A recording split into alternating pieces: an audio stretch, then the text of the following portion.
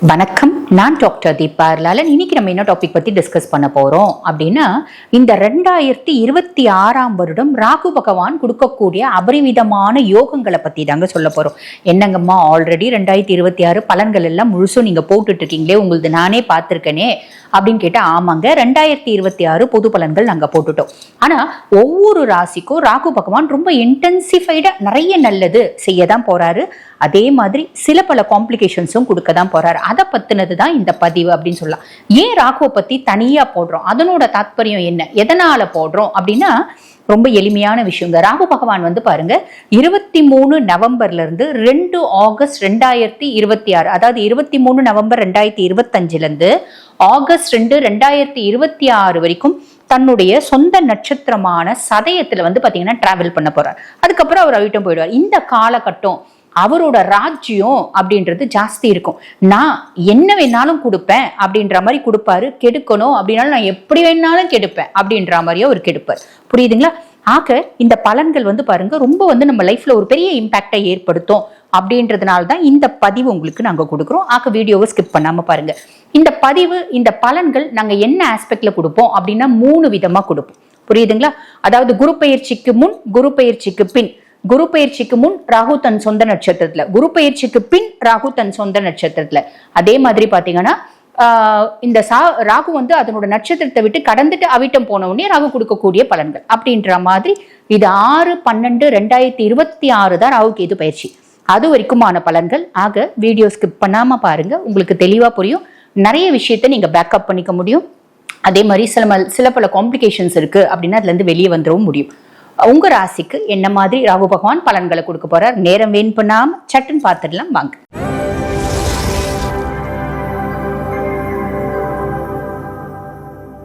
மிதுன ராசி அன்பர்கள், உங்களுக்கு இந்த ராகு கும்பத்துல சஞ்சாரம், சதய நட்சத்திரம், இது பகுதி எடுத்துக்கலாம். அதாவது நவம்பர் 23 இருந்து 1/6/2026 வரைக்கும் என்ன மாதிரி பலன்களை கொடுக்க போகுது. ராகு பகவான் 9ஆம் பாவம், பாக்கியஸ்தானம், அதிர்ஷ்டஸ்தானம். அதிர்ஷ்டஸ்தானத்துல ஒரு ராட்சஸ்க்கு என்ன தெரியுங்களா, எது கேட்டாலும் கொடுத்துரும், புத்தி கம்மி. புரியுதுங்களா? பொதுவாகவே பாத்தீங்கன்னா தேவர்களையும் அசுரர்களையும் கம்பேர் பண்ணுவாங்க. அசுரர்கள் பயங்கர வீர பராக்கிரமம் நிறைஞ்சவங்க, புத்தி கம்மி, அதனால மாண்டு போயிடுவாங்க. தேவர்கள் புத்திசாலித்தனம் ஜாஸ்தி, புத்தி பலம் ஜாஸ்தி, இங்க தேக பலம் ஜாஸ்தி. அதே மாதிரி இவர் ராட்சஸ் அப்படின்றதுனால புத்தி பலம் கம்மி. எப்படி எல்லாத்தையும் கொடுத்துட்டு மறந்துடுவான், அந்த ஆஸ்பெக்ட்ல புத்தி பலம் கம்மி. ஆனா நம்ம உயர்கல்வியில வெற்றி பெறணும், research, technology, aviation, data science, astrology, occult science, இந்த மாதிரி நிறைய விஷயத்துல ஒரு ஈர்ப்பு, அதுல சாதனை பண்ணணும் அப்படின்னாலும் ராகு 9ஆம் பாவத்துல இருக்கணும். புரியுதுங்களா? அவன் காசு பணம் அதெல்லாம் கொடுத்துட்டு மறந்துடுவான். ஆனா இந்த மாதிரி விஷயங்கள்ல சாதிக்கணும் அப்படின்னா ராகு சுய ஜாதகத்திலேயே இந்த பாக்கியஸ்தானத்துல இருந்தானே இதெல்லாம் சாதிச்சுடுவாங்க அப்படின்னு அர்த்தம். இப்ப கோச்சார பிரகாரம் ராகு நாங்க மிதுனங்க, எங்களுக்கு 9ஆம் பாவத்துல இருக்கான், கும்பத்துல இருக்கான். அப்ப என்ன பண்ணுவான், இப்ப நாங்க இதுல எல்லாம் சாதிக்க முடியுமா, சாலிடா சாதிக்க முடியும். இந்த மாதிரி துறையில இருக்கவங்க எல்லாம் பாத்தீங்கன்னா சாதனை பண்ணுவீங்க அப்படின்றது உறுதி. அதே மாதிரி பாருங்க, ஸ்காலர்ஷிப் நிறைய பேர் கிடைக்கும். படிக்கிற பிள்ளைங்க இந்த மாதிரி காம்ப்ளிகேஷன்ஸ், அதாவது ஃபேமிலியில நிறைய காம்ப்ளிகேஷன்ஸ் இருக்குங்க, எங்களுக்கு வசதி கிடையாது, ஆனா நாங்க நல்லா படிக்கிறோம், அவங்களுக்கு இந்த மாதிரி படிப்புக்கான ஒரு ஸ்காலர்ஷிப். இல்லைங்க, ஸ்கூல் தான் படிக்கிறோம், நல்லா படிக்கிறோம், ஸ்காலர்ஷிப் கிடைச்சிடும். என் பையன் சூப்பரா படிப்பாங்க, ஆனா நாங்க ரொம்ப ஏழைங்க, ஸ்காலர்ஷிப் கிடைக்கும், ஸ்கூலே ஹெல்ப் பண்ணும். இல்லைன்னா பாத்தீங்கன்னா நிறைய இது இருக்கு பாத்தீங்களா, ஆர்கனைசேஷன்ஸ், இவங்க ஹெல்ப் பண்ணுவாங்க. இந்த மாதிரி எல்லாம் கிடைக்கிறதுக்கான காலகட்டம் அப்படின்னு சொல்லலாம். இது எப்பத்திய காலகட்டம்னா முன்னமே சொன்ன மாதிரி 1/6/2026 வரைக்கும். வேற என்னங்க பிரச்சனை, வேற என்னங்க நல்லது, பிரச்சனை பத்தி பின்னாடி பேசலாம். வேற என்னங்க நல்லது அப்படின்னா, அப்பானோட புகழ் அதிகரிக்கும். அப்பானோட புகழ் அதிகரிக்கிறதுனால உங்களோட ஒரு நேமும் ஃபேமும் கூட, அடா இவர் இன்னாரோட பையன் பா, இவரு இன்னாரோட பொண்ணு பா இந்த பிள்ளை அப்படின்ற மாதிரி உங்களுக்கும் புகழும் ஒரு பெருமையும் வரும் அப்படின்னு சொல்லலாம். சமூக அந்தஸ்து அப்பாக்கும் உயரும், அப்பானால உங்களுக்கும் உயரும் அப்படின்றது ஞாபகம் வச்சுக்கோங்க. ஸோ நெக்ஸ்ட் என்ன ஏதோ சொல்லுவாங்க பார்த்தீங்களா, அதாவது வேற என்ன நம்மளுக்கு நல்லது செய்யும் ராகு அப்படின்னா, நிறைய பேருக்கு வெளிநாட்டுல லாபம். பொதுவா ராகு கேது எல்லாமே அந்நிய நாட்டு கிரகங்கள்.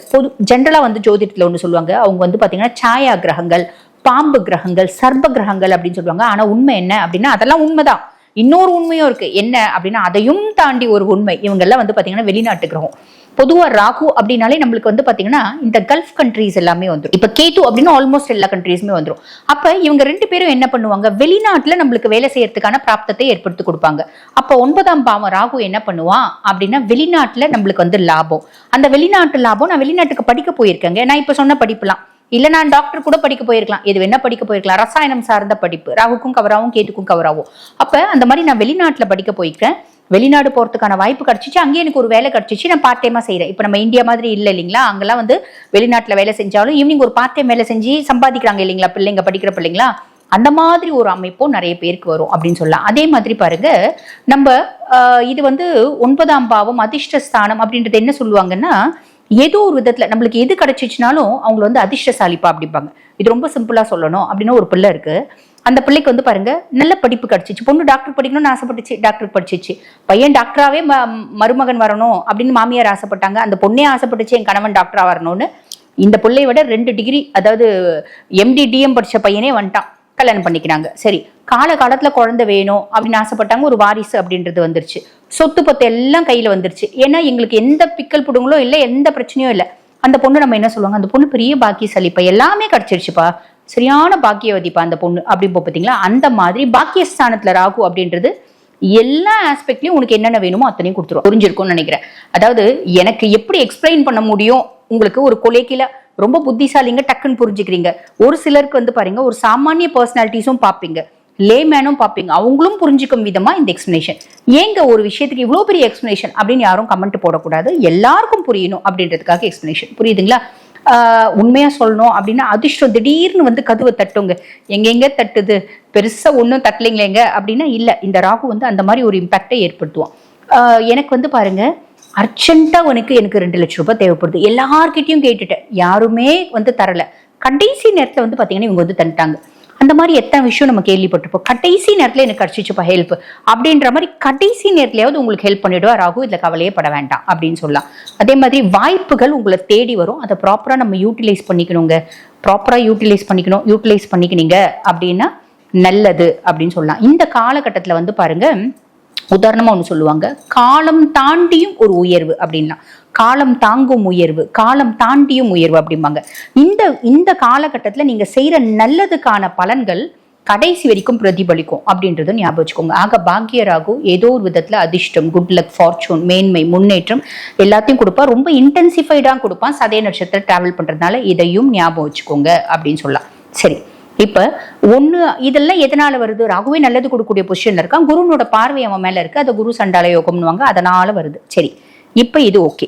அடுத்து 2வது பகுதி பலன்கள் என்ன, 1/6/2026 2 ஆகஸ்ட் 2026 வரைக்கும் சதயத்திலே இருப்பான். ஆனா குருனோட பார்வை கிடையாது, குரு கடகத்துக்கு வந்துடுறார். அப்ப என்ன மாதிரி பலன்கள் அப்படின்னா, நம்ம வந்து பாருங்க, நல்லதோடவே கூடயே கொஞ்சம் கெட்டதும் வரும். எனக்கு ஃபுல்லும் பணம் வந்துருச்சுப்பா, கூடவே சில எனக்கு தேவையில்லாத குணாதிசயங்களும் வந்துருச்சு. நான் பெரிய பணக்காரன் ஆயிட்டேன், கூடவே ஒரு பொண்ணு வந்துட்டா. நான் பெரிய கோட்டீஸ்வரி ஆயிட்டேன், கூடவே ஒரு பையன் வந்துட்டான். பையன்ற சென்ஸ் லைஃப்ல ஒருத்தவங்க வந்துட்டாங்க. அந்த மாதிரி ஏதோ ஒரு இடையூறு வரும் இல்லைங்களா.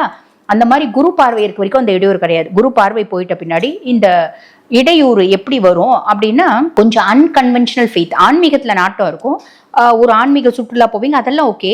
அன்கன்வென்ஷனல் ஃபெய்த் அப்படின்னு சொல்லுவாங்க பார்த்தீங்களா, ஒரு வித்தியாசமான நம்பிக்கை. எனக்கு ஆன்மீகம் பிடிக்குது, ஒரு அமானுஷமான ஆன்மீகம் எனக்கு பிடிக்குது. அமானுஷமான ஆன்மீகம் பிடிக்கிறது தப்பு இல்லை, எனக்கு தந்திரா பிடிக்கணுன்ற தப்பு இல்லை, அதுக்காக நான் சில பல குறுக்கு வழிகளை ஃபாலோ பண்றேன், அதுல மாட்டிக்கிறதுக்கு வாய்ப்பு உண்டு. நல்லா தெளிவா புரிஞ்சுக்கோங்க, மாட்டிக்கிறதுக்கு வாய்ப்பு உண்டு. ஓகேங்களா. எனக்கு வந்து இப்போ அக்கல்ட் சயின்ஸ்ல இன்ட்ரெஸ்ட் வருது, அக்கல்ட் சயின்ஸ்ல இன்ட்ரெஸ்ட் வருது அப்படின்னு சொல்லிட்டு நான் சம் அன்வான்ட் விஷயம் பண்றேன். அன்வான்ட் விஷயம் அப்படின்னா சிலதை பலி கொடுக்குறேன். அந்த பலி கொடுக்கறது அப்படின்றது மிருகங்களை வதைக்கிறேன், அதை பண்றேன், இதை பண்றேன். அப்ப சுத்து பத்து இருக்கவங்க எல்லாரும் இவன் என்னவோ பண்றான், இவன் சூனியம் செய்யறான் அப்படின்ற மாதிரி ஒரு பேர். நான் ஒரு எக்ஸாம்பிளுக்கு சொல்றேன். அந்த மாதிரி இதை தான் வந்து பாத்தீங்கன்னா நான் சொன்னது அன்கன்வென்ஷனல் ஃபெய்த். இது வந்து ஒரு ஆன்மீகத்துல நான் சொல்றேன், இந்த மாதிரி எல்லாத்துலயும் வரும். எனக்கு யாரோ வசீகரணம் பண்ணிட்டாங்க, என் மனைவி என் பேச்சு கேட்க மாட்டேங்கிறா, நான் போய் வசீகரணம் பண்றேன். என் கணவன் என் பேச்சு கேட்க மாட்டேன், என் கணவனுக்கு போய் நான் வசீகரணம் பண்றேன். நான் என் கணவனை முடி எடுத்துட்டு போறேன், அதை எடுத்துட்டு போறேன், இதை எடுத்துட்டு போறேன், எங்கேயோ போய் நம்ம மாட்டிப்போம். அவருக்கு எந்த இம்பாக்டும் இருந்திருக்காது. நம்ம என்ன பண்ணிப்போம், தப்பான இடத்துல போய் மாட்டிக்கின்னு அங்க ட்ராப் ஆகி அவங்கிட்ட இந்த மாதிரி மாட்டின எத்தனையோ லேடிஸை நான் பார்த்துருக்கேன். ஓகேங்களா. அது மிதுனம் அப்படின்னு நான் சொல்லலை, பார்த்துருக்கேன். அது காரணம் என்ன அப்படின்னு இந்த மாதிரி காலகட்டத்தில் நம்மளுக்கு அப்படி தோணுச்சு அப்படின்னா தயவு செஞ்சு செய்யாதீங்க. செஞ்சுங்க அப்படின்னா ட்ராப் ஆயிடுவீங்க. இது யார் ஏற்படுத்துவா? ராகு ஏற்படுத்துவோம். குரு பார்வை இல்லாதனால நல்லதோட கூட இந்த மாதிரி சின்ன கெட்டது வரும் அப்படின்னு சொல்லலாம். அப்பானோட உடல் ஆரோக்கியத்துல கொஞ்சம் கவனம் அப்படின்றது தேவை. புரியுதுங்களா? அதே மாதிரி பாத்தீங்கன்னா ராகு நம்மளுக்கு நிறைய ஆசைகளை தூண்டுவோம், உணர்ச்சிகளை தூண்டுவோம். அப்ப நம்ம தவறுதலா சில முடிவு அப்படின்றது எடுத்துருவோம். அந்த முடிவை எல்லாத்துலயுமே அது காதலா இருக்கலாம், காமமா இருக்கலாம், சொத்து பத்தா இருக்கலாம், உறவுகளா இருக்கலாம், இல்ல குடும்ப பிரச்சனைகளா இருக்கலாம், இல்ல அபிஷியல் மேட்டர்ஸா இருக்கலாம், எல்லாத்துலயுமே அவசரப்பட்டு முடிவெடுத்துரும். இந்த முடிவு அப்படின் போது கவனம் அப்படின்றது தேவை. இது ஆகஸ்ட் 2 வரைக்கும் இந்த எண்ணங்கள் ஆகஸ்ட் 2 வரைக்கும் எனக்கு நிதர்சனமா என் மண்டையில ஓடிட்டே இருக்கு அப்படின்ற மாதிரி இருக்கும். கவனம் வச்சுக்கோங்க. சரி, ஆகஸ்ட் 2ல இருந்து 6/12/2026 வரைக்கும் எப்படி இருக்கும்? இந்த மாதிரி எண்ணங்கள்லாம் இருக்கும். பட் ஓகே, எனக்கு இந்த மாதிரிலாம் நெகட்டிவா ராத்திரி 12 மணிக்கு பூஜை பண்ணணும்னு தோணுது. ஏதோ பூஜை எல்லாம் தோணுது. எனக்கு தப்பா தோணுது. நான் ஒரு சாமியார் கிட்ட போகணும்லாம் ஆசைப்படுறேன். ஆனா எனக்கே பயமா இருக்கு, அமைதியாயிடுறேன் அப்படின்ற மாதிரி ஒரு எண்ணம் அப்படின்னு சொல்லலாம். அதுக்கும் மேல இல்லைங்க, நீங்கள்லாம் சொல்றதுக்கு முன்னாடி நான் இதெல்லாம் போய் ட்ராப் ஆயிட்டேன், நான் மாட்டிக்கினேன், நான் இந்த மாதிரி சாமியார் கிட்ட எல்லாம் போயிட்டேன். சாமியாரு அப்படின்னு யாரும் கிடையாதுங்க. அதாவது பொது ஒரு வார்த்தை சொல்லுவாங்க பார்த்தீங்களா, கடவுள் தான் எல்லாம். என்ன சாமி அப்படின்னு சொல்றவங்க யாரையும் நம்பாதீங்க. மனுஷங்க எப்பயுமே கடவுளா மாற முடியாது.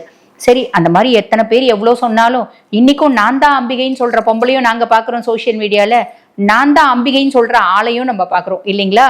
அம்பிகை எப்படி பாத்தீங்கன்னா இவங்களா வருவா, அம்பிகை கோலம் போட்டுக்கிறது, வேலை தூக்கிக்கிறது, நான் தான் அம்பிகைன்னு சொல்றது. ஓகே, அதெல்லாம் பெருசா நம்பாதீங்க. இந்த காலகட்டத்தில் நம்பினீங்க அப்படின்னா ஏமாறுவீங்க. ஆசாமி வேற, சாமி வேற அப்படின்றது நினைச்சுக்கோங்க. சாமியார்களை நோக்கி போகாதீங்க, கடவுளை நோக்கி போங்க, கோயில் போங்க, வழிபாடு பண்ணுங்க. இந்த மாதிரிலாம் ஆல்ரெடி மாட்டிட்டு இருக்கங்க, இல்ல இந்த மாதிரி காம்ப்ளிகேஷன்ஸ்லாம் நாங்க அனுபவிச்சுட்டு இருக்கோம் அப்படின்னா உங்க சுய ஜாதகம் அதுக்கு தீர்வுங்க. சுய ஜாதகத்தை அனலைஸ் பண்ணுங்க, கண்டிப்பா நல்லது நடக்கும். இப்ப நான் சொன்னது பாத்தீங்கன்னா உங்க ராசிக்கான கோச்சார பலன். இப்ப இந்த பதிவை பார்த்துருக்கவங்க, ஆமாம்மா நீங்க சொன்ன மாதிரி அந்த நெகட்டிவ்ல சேலஞ்சஸ்ல சொன்னதுல ஒன்றுல நான் ட்ராப் ஆயிருக்கேன், அப்பப்ப சொல்லியிருக்கேன், இருந்தாலும் நான் ட்ராப் ஆயிருக்கேன், பெரிய காம்ப்ளிகேஷன்ல மாட்டியிருக்கேன், இல்ல வாழ்க்கையில பல முக்கியமான விஷயங்களை முடிவெடுக்கும் தருணத்துல இருக்கேன், லைஃப்ல இந்த காலகட்டத்துல இது செய்யலாமான்னு யோசிக்கிறேன், கோர்ட்டு கேஸு பிரச்சனை, எனக்கு பாருங்க டிவோர்ஸ் பிரச்சனை, திருமணம் பிரச்சனை, குழந்தை பிரச்சனை, இப்படி எந்த பிரச்சனையா இருந்தாலும் என்னோட சுய ஜாதகத்தை அனலைஸ் பண்ணா தீர்வு கிடைக்குமா? கிடைக்கும். என்கிட்ட அனலைஸ் பண்ணிக்கணும் அப்படின்னு விருப்பப்பட்டா நான் பேசிட்டு இருக்கும் போது என்னோட வாட்ஸ்அப் நம்பர் கொடுத்துருப்பாங்க. அந்த வாட்ஸ்அப் நம்பருக்கு கால் பண்ணி அப்பாயின்மெண்ட் ஃபிக்ஸ் பண்ணி என்கிட்ட பேசிக்கலாம். தேங்க்யூ.